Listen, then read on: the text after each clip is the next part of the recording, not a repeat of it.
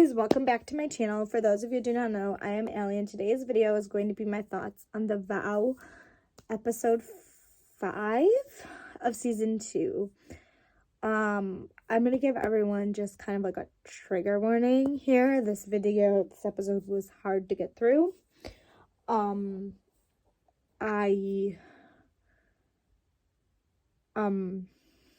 It's just a lot. And really hard to get through.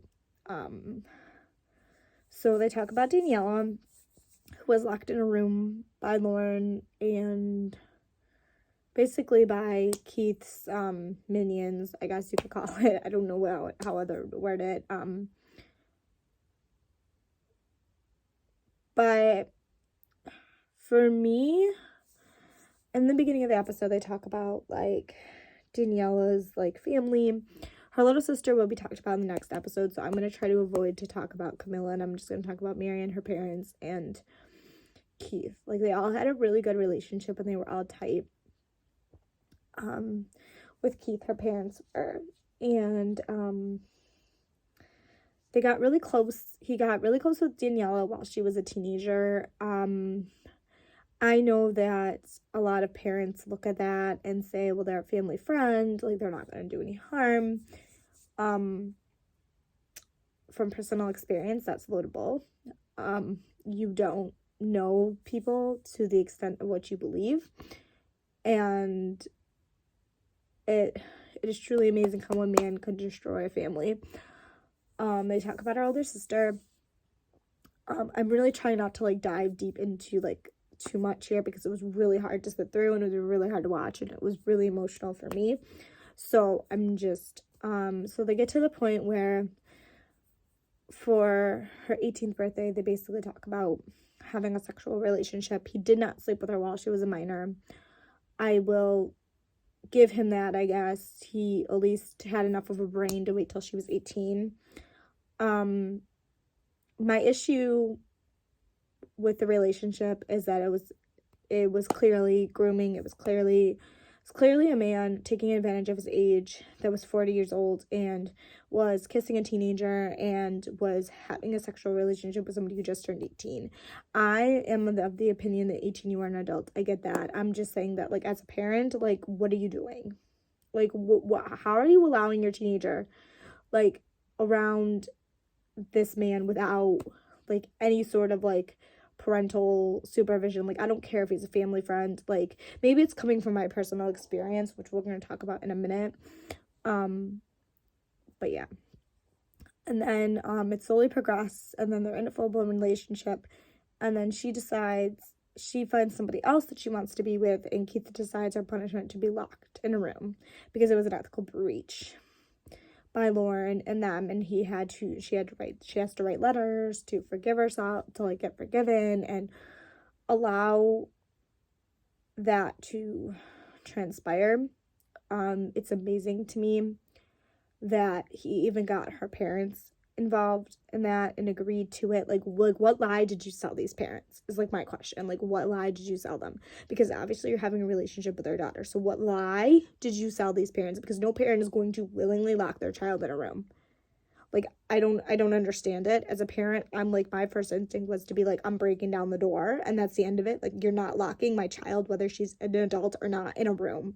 Like, that's my child. You're not doing that. And you're like where, in what capacity did you think that was okay? Daniela's testimony was really, really hard to sit through. Like I said, it got me fired up.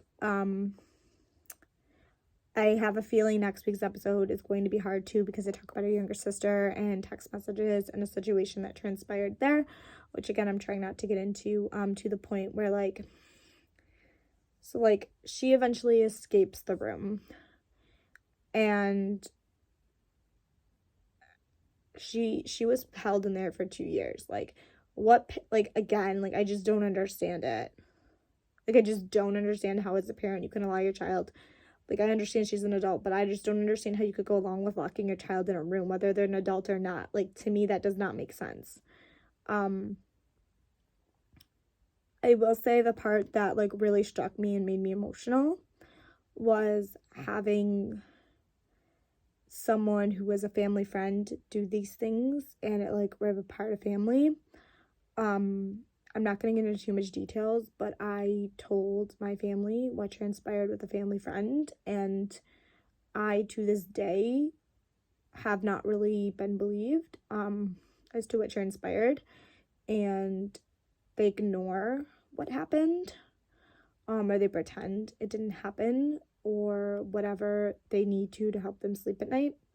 And it has really affected my relationships with family because it's like this lines in the sand by this person, and they are making someone choose a side, and it's really, really hard. And I can imagine that this is super hard for their parents, but at the same time, I would believe my child before I would believe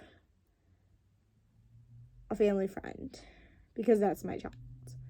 I understand people lie, but this scenario, especially now that there's all this evidence and she's making testimony, it's like, how could you even possibly believe him over her? But again, I don't know if there's any sort of that going on because we haven't gotten into the other daughter's story, so I don't know how the family stands and where they stand. I'm just basing it off of this assumption because of the fact that they allowed her to be locked in a room. I feel that they felt that they were helping her, and I don't think that's helping someone. I think that's especially somebody who started to have depression. I don't think locking them in a room is a solution to any sort of problem that you may foresee having.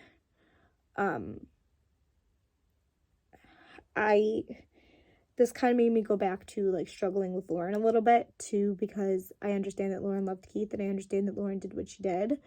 I understand that she testified that this is the hardest thing, that the worst thing she ever did. One of the worst things. I don't understand as a woman how you could do what you did. That's all I'm going to say on that. Then I'm going to fast forward to the end because there was a lot of testimony in this episode, and it was just really, really hard. I'm really, really hoping that, the first thing I want to talk about is Keith's response to this about, like, her getting on the stand and lying. Like, dude, you've been caught. Just own it at this point. Like, it's really what I believe. Like, how at this point can you still believe that these women are lying? Like, this is, like, I don't understand how he can sit there and say that this is, like, an all lie and that she stood on stand and they're lying about the, like, I just don't get it. Like, especially because you know you did it at this point. So I'm just, like, trying to understand the thought process, and I'm not going to, but Keith, you're an ass. Keith, I really believe that you thought you weren't going to jail. Newsflash, you did.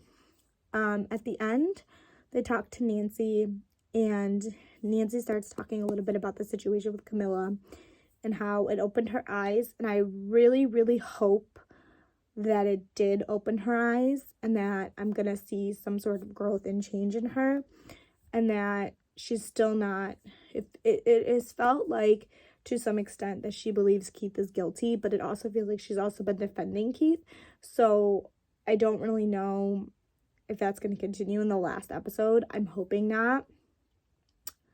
I'm really hoping that she's waking up and that she's realizing that the hill she's choosing to die on in regards to NXIVM isn't a hill worth dying on. Because NXIVM is affiliated with Keith, and as long as it's affiliated with Keith, and even after the fact, I don't think you can ignore what it transpires. That's everything.